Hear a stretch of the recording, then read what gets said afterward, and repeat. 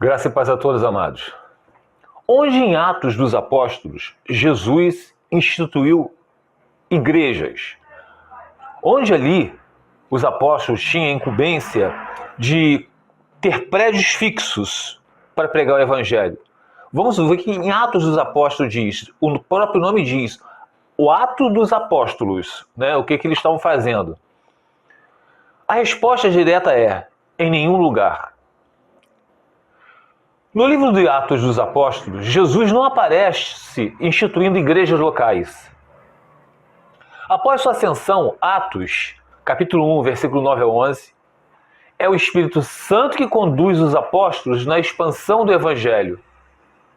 O que Atos mostra é, Atos 2, surge a igreja em Jerusalém após o Pentecostes. Não há um ato de Jesus dizendo, fundem uma igreja aqui. Os convertidos simplesmente passam a reunir-se. Atos capítulo 11, versículo 19 a 26, forma-se a igreja em Antioquia, novamente pelo anúncio do Evangelho. Atos capítulo 13, versículo 28, Atos capítulo 13 e o 28. Paulo e seus companheiros evangelizam diversas cidades. Pessoas creem, passa a reunir-se e, posteriormente, são estabelecidos presbíteros. O que eram os presbíteros? Vão dar um Google e vão estudar, meus amados. Era o ancião, a pessoa responsável pelaquela cidade, tá? O texto mais próximo de organização de igrejas é Atos capítulo 14, versículo 23. Paulo e Barnabé designaram-lhe presbíteros em cada igreja, ou seja, em cada cidade. Tá? Não eram várias igrejas de mesma cidade, em cada esquina, não. Agora, outra pergunta é, isso exige templos, denominações e estrutura eclesiástica moderna? Exige? Vamos ver. Aí o Novo Testamento não vai tão longe. Por exemplo, Estevão afirma, o Altíssimo não habita em casas feitas por mãos humanas. Atos capítulo 7, versículo 48. E Paulo diz, o Deus que fez o mundo não habita em santuários feitos por mãos humanas. Atos capítulo 17, versículo 24. Além disso, as igrejas frequentemente se reuniam em casas.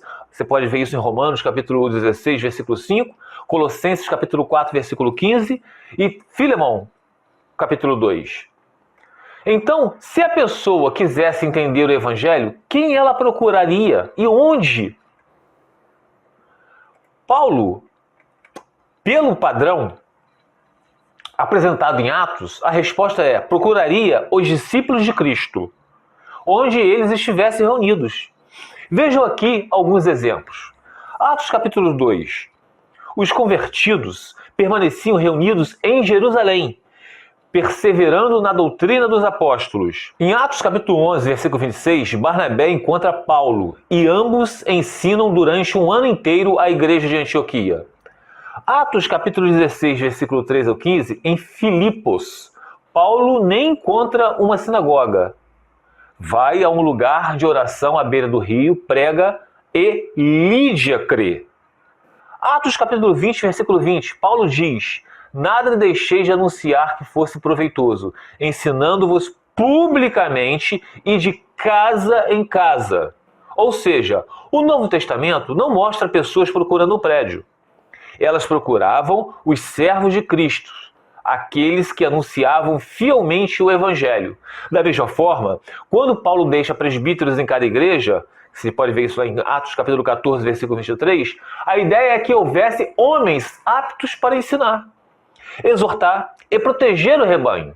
Se alguém novo chegasse à cidade querendo aprender o Evangelho, seria natural procurar esses irmãos que lideravam a comunidade cristã local. Então eu faria apenas uma distinção. 2 pontos. É bíblico procurar irmãos maduros, presbíteros ou mestres para aprender o Evangelho. Não é possível concluir apenas por isso que o Novo Testamento exige uma instituição religiosa nos moldes atuais como templo, CNPJ, denominação e estrutura administrativa. Essas duas ideias não são equivalentes. Em resumo, em Atos, quem queria conhecer Cristo procurava os discípulos. E entre eles havia presbíteros encarregados de ensinar e cuidar da igreja local. O foco estava nas pessoas e na doutrina apostólica, não no edifício onde elas se reuniam. Vamos lá na presbiteriana, vamos lá na pentecostal, vamos lá na igreja do Edir Macedo. Não existia isso, não existe isso, tá? Por isso, quando alguém prega o evangelho fora do templo e é chamado de desigrejado, normalmente esse rótulo reflete uma visão específica de organização eclesiástica e não um termo usado pelo próprio Novo Testamento. Aí alguns de vocês podem dizer assim, mas o Wellington, naquela época, você está citando o livro de Atos, a igreja era perseguida, sofria perseguições, e existem algumas linhas eclesiásticas que alegam isso. Aqui está escrito assim, ó, como diz aqui, ó. Então o argumento da perseguição é possível, mas não pode ser provado pelo texto. O texto nunca diz. Eles não construíram prédios porque estavam sendo perseguidos. Você não encontra isso no livro de Atos. Essa é uma inferência das pessoas que alegam ser isso. Da mesma forma também, não seria uma inferência afirmar, 2 pontos. Deus proibiu qualquer edifício para reuniões. Também não tem isso no texto. Você não pode construir um prédio para se reunir. Tá? O Novo Testamento simplesmente não dá um mandamento nem para construir, nem para proibir edifícios. O que ele mostra claramente é que a igreja é o povo de Deus.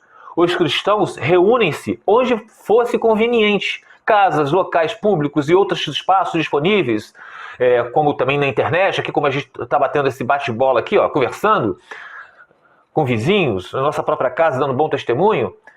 Entende? Numa igreja local, seja qual for, a igreja é o povo de Deus. Os cristãos reuniam-se reuniam-se onde fosse conveniente, como já li. Havia presbítero para cuidar do rebanho. Assim, usar um prédio como local de reunião não é algo que o Novo Testamento condena. Por outro lado, também não há um mandamento apostólico instituindo edifícios como parte essencial da igreja. A ênfase do texto permanece nas pessoas, na doutrina e na comunhão, e não no lugar físico onde elas se reúnem. Fica os irmãos na paz do Senhor Jesus.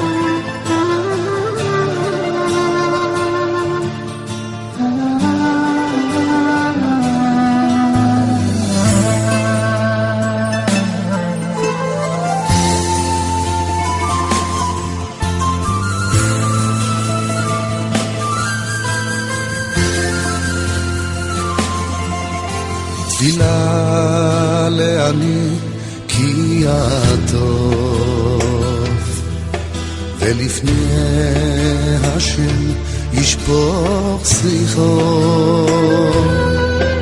תפילה לעני כי הטוב ולפני השם ישפוך סליחות. תפילה לעני כי הטוב ולפני השם ישפוך שיחות. תפילה לעני כי הטוב ולפני השם ישפוך שיחות. השם שמע תפילתי ושבתי אליך תבוא. השם שמע תפילתי ושבתי אליך תבוא. אל תסתר פניך ממני, אל תסתר פניך ממני, אל תסתר פניך ממני, ביום אקרא